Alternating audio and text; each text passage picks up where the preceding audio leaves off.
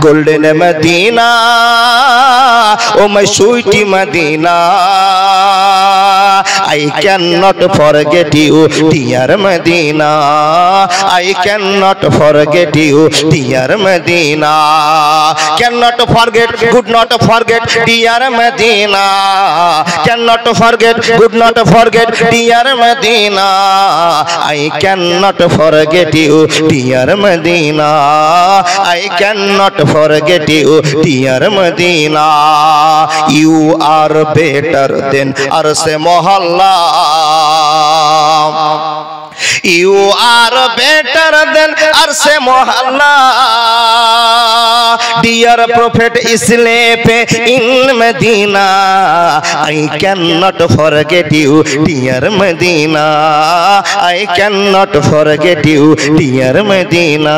একবার জোরে জোরে বলুন না সুবহানাল্লাহ। বন্ধুরা আমার কথা বলতে আরম্ভ করলাম, এ আল্লাহ আমাকে দুনিয়ার ভালোবাসায় পিছনে সরিয়ে দিয়েছে, কথা রাইট, আপনাকে মানতেই হবে, ঠিক না ভুল?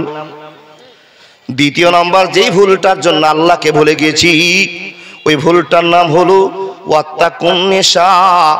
মেয়েদের চক্করে নিজের জীবনকে বিলিয়ে দিয়েছি, যার জন্য সেখান থেকে বেরিয়ে এসে আল্লাহ এবং আল্লাহ রাসূলকে খুশি করতে পারলাম না।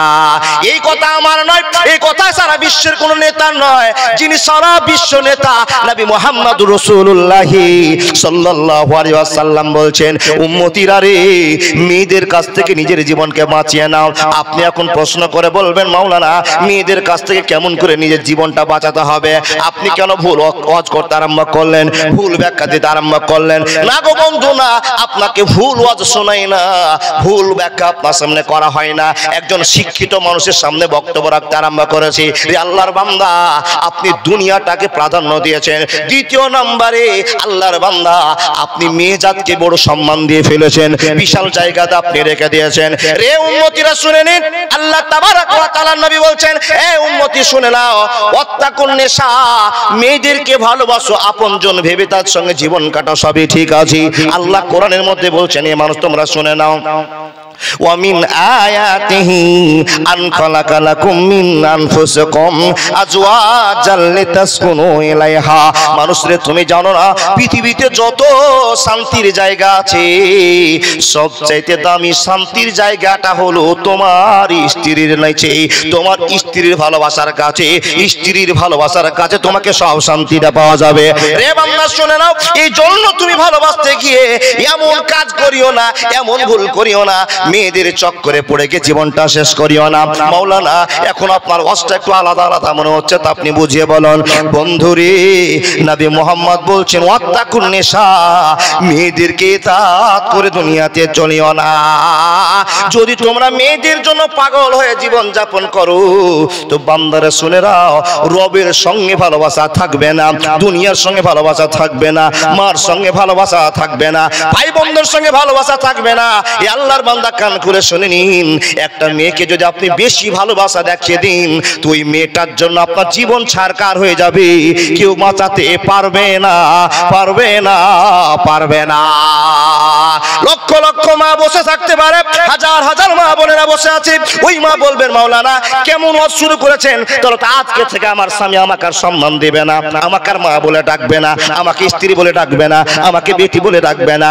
না গো না, আমি সেই প্ল্যাটফর্মে ওয়াজ আপনাকে বলিনি। কোন মেয়েটার কথা শোনা যাবে না, কোন মেয়েটার কথা আপনাকে শুনতে হবে।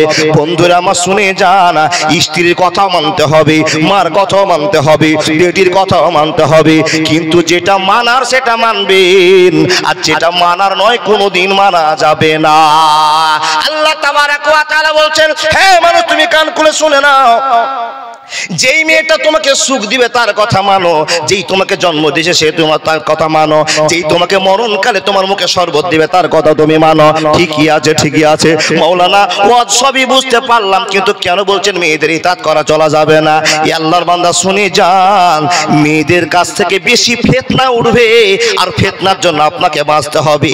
মেয়েদের ফিতনাতে যদি পা দিয়ে দেন, ইহকাল পরকাল ছারকার হয়ে যাবে, ধ্বংস হয়ে যাবে। বন্ধুরা আমার প্রশ্ন করে বলবেন মাওলানা কেমন করে মেয়েদের ফিতনা, কোনটা মেয়েদের ফিতনা? এক নম্বর দুনিয়ার ফিতনা আপনাকে বলে যায়, আপনারা 3 ভাই ছিলেন, 2 ভাই ছিলেন, মা বাপকে নিয়ে সংসার করছিলেন। রে আল্লাহর বান্দা বান্দিরা মনোযোগ দিয়ে কথাগুলো শুনতে আরম্ভ করবেন। আপনার স্ত্রী আপনার কানে কানে কথা তুলে দিল, গো স্বামী শুনে নাও, তোমার বাপ মার ভাত রান্না করতে পারবো না, তোমার ভাই বোনের ভাত রান্না করতে পারবো না। শুরু হলো প্রথম ঝামেলা। এই আল্লাহর বান্দা আপনার স্ত্রীকে বুঝিয়ে বললেন, রহিমা, জরিনা, ফাতেমা, সুলতানা, কান খুলে তোরা শোনে নে, কেন ভাত রান্না করতে পারবি না? বলে তোমার স্ত্রী হয়ে এসেছি, তোমার সেবা করার জন্য আমি এসেছি, সারা দিন রাত তোমার সেবা করবো, অতএব তোমার ভাই বাপের সেবা আমি করতে পারবো না। প্রথম ধাপ চালু হয়ে গেল। বন্ধুরে আমার, একটা কথা কিনে ঘুষা মাজা করতে করতে করতে করতে দিন পার হয়ে গেল। এমন একটা সময় আসলো, আপনি সিদ্ধান্ত নিলেন ভাইয়ের সঙ্গে চলবো না, আপনি সিদ্ধান্ত নিলেন মার সঙ্গে চলবো না, সিদ্ধান্ত নিলে পরিবারের সঙ্গে চলবো না, আপনি ওই মেয়েটার সঙ্গে জীবন কাটাবেন। আল্লাহ তাবারাক ওয়া তাআলা বলছেন, মানুষ রে, যদি এই সিদ্ধান্তটাকে তুমি সাপোর্ট করে নাও, তাহলে তোমার দ্বারা বড় অন্যায় হয়ে গেল, গুনাহ হয়ে গেল। আল্লাহর নবী গো, আপনি কেমন ওয়াজ শুরু করলেন আমি কি বুঝতে পেরেছি। বন্ধুরে আমার, আল্লাহ তাবারাক ওয়া তাআলার নবী বলছেন, ওয়াত্তাকুন নিসা, এই আল্লাহর বান্দা পুরুষেরা শুনে নাও, ওই মেয়েদের কাছ থেকে বাঁচাতে হবে নিজের জীবনকে, ওদের এতাত করে চলিও না। তা ভালো হলো আপনি এখন ওয়াজ শোনার পর স্ত্রীর সঙ্গে খারাপ ব্যবহার করবেন, তা কিন্তু নয় বাবা। আমি যে পয়েন্টটা বোঝাতে চেয়েছি, বন্ধুরে আমার, স্ত্রীকে সম্মান দেন, তার কাছে আদর নেন। দুনিয়ার ভালোবাসা সেখানে লুকিয়ে আছে, কিন্তু বন্ধু স্ত্রী যা বলবে সেটা আপনাকে শোনা সব সময় বাধ্য নয়। আমি বোঝাতে চেয়েছি, স্ত্রী যা বলবে সেটাই রাইট, এটা আপনি মানতে পারেন না, আপনি একজন পুরুষ। আল্লাহর নবী বলছেন, পুরুষকে পুরুষের মতোই, এই যে বলে না, পুরুষকে পুরুষের মতোই হতে হবে, তাই না? পুরুষকে পুরুষের মতোই পাওয়ার দেখাতে হবে, পুরুষকে পুরুষের মতোই ক্ষমতা দেখাতে হবে, পুরুষকে পুরুষের মতোই বাড়ির মালিকানা করতে হবে। পুরুষটা যদি এখন নিচে হয়ে যায় আর মহিলাটা উপরে হয়ে যায়, তাহলে তো সমস্যা চালু হলো। আরেকটা কথা বলে যায়, বারবার বলছি, এ বাপ, যেই বাড়িতে মহিলা মালিক, ভালো করে দেখে নেন, কথার ছলে বলছি, যার বাড়িতে যার মা যত চালাক, তার বেটির তত তালাক। হিসাব বুঝেন, হিসাব বুঝেন। যার মা যত চালাক, তার বেটি ততই তালাক। মাওলানা ওর বাপ যে আছে, বলে খ্যাপা যে আছে, স্ত্রী এতাত শুরু করেছে। স্ত্রী মমতা ব্যানার্জি যা বলবে ও খ্যাপা তাই শুনবে। এখান থেকে আপনাকে বাঁচতে বলেছে, পেরেছেন বাঁচতে? মাওলানা স্ত্রীকে ভালোবাসবো না, ও বাপ, এই কথা আপনাকে বলতে পারি? পৃথিবীর স্বাদ লুকিয়ে আছে, আল্লাহ বলছেন, তো ওকে যদি ভালোবাসা না দেন তো ভালোবাসা পাওয়া যাবে? কি করতে হবে ভালোবাসা নেওয়ার জন্য? 1 কিলো জিলাপি নেন, 2টো ডিম নেন, 2টো দিলখোশ নেন, দিলখোশ নিয়ে বাড়ি চলে যান। স্ত্রী ভালোবাসা আপনাকে দিবে, ভালোবাসা নেন। স্ত্রী যদি আপনি ভালো খাবারগুলো নিয়ে গেলেন, নিয়ে যাওয়ার পর স্ত্রীকে বলছেন, তোমার জন্য নিয়ে এসেছি, এই খাবার থেকে একটু মাকে দিও, ছোট ভাইটাকে দিও, বোনটাকে দিও। স্ত্রী চোখ ফুটে তাকিয়ে আছে একবার দুর্গার মতন, আমার জন্য নিশ্চয়, তোমার বোনকে কেন দিব, তোমার ভাইকে কেন দিব, তোমার মাকে কেন দিব? আপনি বলছেন, আমার মাটা বুড়া মানুষ, এতদিন কামাই ছিল না, মা জীবনে কষ্ট করে করে করে করে আমাদের মানুষ করেছে, একটু খাবারগুলো দাও না। স্ত্রী যদি চোখ রাঙায়, তো ওখানে আপনাকে চোখের ব্যবস্থা করতে হবে। বুঝেননি? চোখের ব্যবস্থা কি? একটা চড় না, ভুল ব্যাখ্যা হয়ে গেল। আল্লাহর বান্দা স্ত্রীর কথা শুনছে না, বুঝান। না বুঝালে ওষুধ আছে, ওষুধটার কথা বলবো নাকি? আমি বলবো না, নবী মুহাম্মদুর রাসূলুল্লাহ পড়ুন সাল্লাল্লাহু আলাইহি সাল্লাম যে ওষুধের কথা বলেছেন আপনাকে বলি। আপনার বেটা আপনার কথা শুনছে না, আমার মাওলানা সাহেব বলছিলেন, আপনার বেটি আপনার স্ত্রীর কথা শুনছে না, এইরকম একটা মোটা লাঠি কাটেন। দেখেন দেখেন দেখেন, মোটা লাঠি কেটে একবার গেটের সামনে রাখেন। যদি স্ত্রী বেশি বাড়াবাড়ি হয়, নিয়ে একটা ধমকান মারেন। মার দিতে হবে না বাপ, ওয়াজ করতে মানানোর সমস্যা আছে গো। যদি বলি ধমকানোর জন্য লাঠি রাখেন, তো বেরিয়ে ঠ্যাং ভাঙা লাঠি নিয়ে যাবে বাবা। কি বলেন? ওটা ধমকার লাঠি গো বাবা। ছেলেকেও দেখিয়ে রাখেন, এই বাদরামি করবি তো রহমাতুল্লাহ আছে। এই বেটিকেও বলে দেন, এই বেটি শয়তানি করবি, লাঠি দেখতে পাচ্ছিস। স্ত্রীকে বলে রাখেন, এটাকে ব্যবহার করতে বাধ্য করিও না। ভয় থাকবে? ভয় থাকবে? অবশ্যই ভয় থাকবে। কিন্তু যদি আপনি হাদা গোদা হন, আপনার স্ত্রী যেটা আপনার নাকের দড়িতে ভিড়ির দড়ি শুনিয়ে দেয়, এটা সাধারণ ভাষায় আছে বাবা, বাদিয়া লোক তাই বলছি, যদি শুনিয়ে দেয় ও যা বলবে আপনি সেটাই কাজ করবেন, তাহলে পৃথিবীর কোনো জায়গায় আপনার মানও টিকবে না, কবরেও আপনি শান্তি পাবেন না। আল্লাহ বলছেন যাদের জন্য এত কামাই, যাদের জন্য এত কষ্ট, যাদের জন্য এত পরিশ্রম, এ বান্দা ওদেরকে চিনিস? ও তোকে সময়ে গুঠি ব্যবহার করেছে, গুঠির মতো ব্যবহার করেছে, ওদেরকে তুই চিনতে পারিসনি। বান্দা তোর যে আপন, তোর যে ভালোবাসা, তোকে যে নিয়ে এসেছে, যে তোকে খাইয়েছে, যে তোকে পড়িয়েছে, যে তোকে নিয়ে যাবে, যে তোকে আশ্রয় দিবে, তাকেই তুই ভুলে গেলি। যে সাময়িক তোকে একটু মজুর ভালোবাসা দিয়েছে, ভালোবাসাটাকে কব্জা করে নিয়েছে, আর তুই তার জন্য পাগল হয়ে গেলি। এই জন্য আমাকে বলতে হয়, আপন বলে যার ভাবি সে তো আপন না, আপন আমার মা জননী, অন্য কেহ না। আপন বলে যার ভাবি সে তো আপন না, আপন আমার মা জননী, অন্য কেহ না।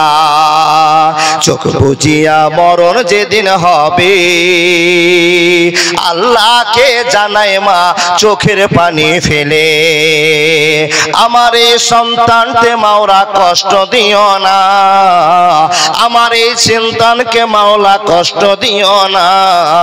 সবাই ভুলিলে ও আমার মাটা ভুলে না, সবাই ভুলিলে ও আমার মাটা ভুলে না। একবার জোরে বলুন না নারায়ে তাকবীর। ও আল্লাহর বান্দা, সবাই আপনাকে ভুলে গেলে মাটা আপনার ভুলে না, তারা মা সবচেয়ে আপনজন।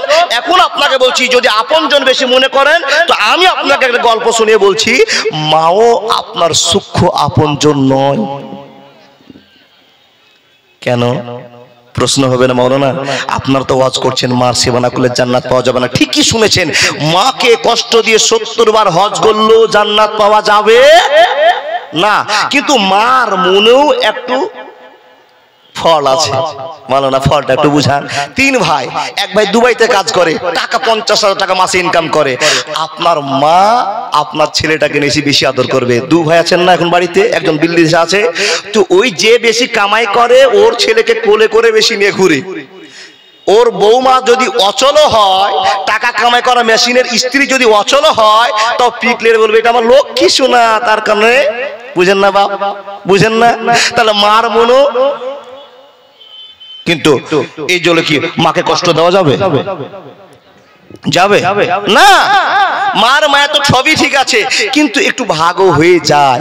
আল্লাহ বলছেন বান্দা, যাকে তুই বিশ্বাস করতে পারলি না, যার ভয়ে তুই দুনিয়া প্রাধান্য দিলি, স্ত্রী জাতকে প্রাধান্য দিলি, বান্দারে তুই কি জানিস এরা তোর আপন নয়। যাকে তুই আপন আপন করছিস ওরা আপন নয়। যে তোর চির আপন সে হলাম আমি, আর যে তোর পথ প্রদর্শক তার নাম হলো বিশ্ব নবী নবী মুহাম্মদুর রাসূলুল্লাহ। এক বছরে বলুন না সাল্লাল্লাহু আলাইহি ওয়াসাল্লাম। আমি যে বক্তব্য করছি বুঝতে পারছেন গো বাপ? দেখেন